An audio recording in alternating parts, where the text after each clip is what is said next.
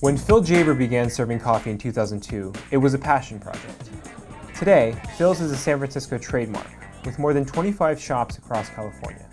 As part of the so-called third wave of coffee brewers, which includes Blue Bottle and Stumptown, Philz offers an alternative to the corporate feel of Starbucks, with hand-poured drinks that are made to a customer's taste. So here in the Bay Area, there's dozens and dozens of coffee shops. So why is Philz different? Our philosophy from day one has always been that the best cup of coffee is the coffee that comes to your taste. When you walk into a Philz, it's quite different. There's a bar with multiple baristas behind the counter with a coffee station in front of them, and they're actually handcrafting drinks and interacting and engaging with customers. We don't do any espresso at our stores. When you drink a shot of espresso, it looks good because of the creamer. And when you drink it, it's full of citrus and acid, goes to your stomach.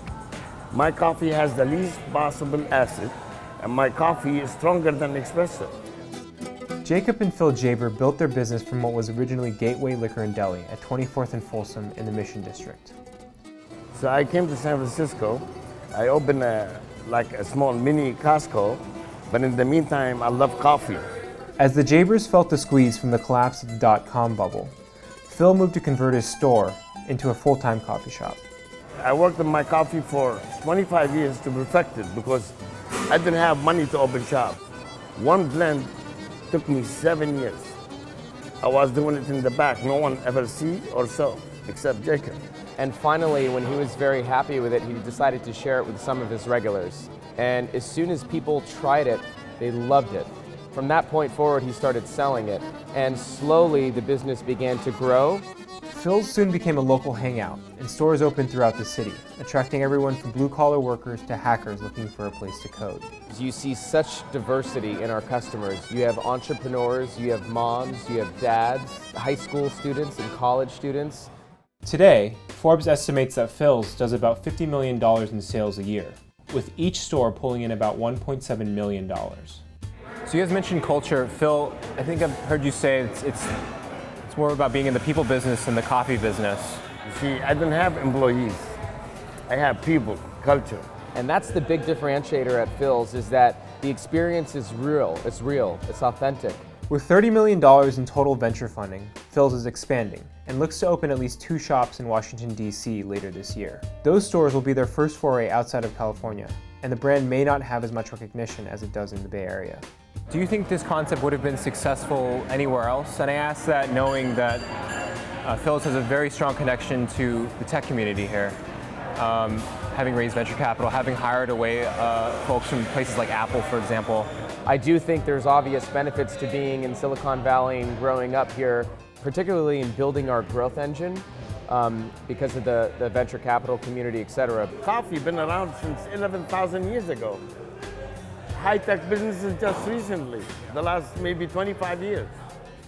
Last year, the company also opened a new roasting facility in Oakland to handle its own coffee production and service the growing demand from its retail locations. We're at a 50,000 square foot facility that's going to take us well beyond 150 stores. So in terms of executing your guys' vision, what does a facility like this allow you guys to do? We have a full holistic system that covers green bean to packaged roasted coffee that goes to our store in a very efficient and high quality fashion.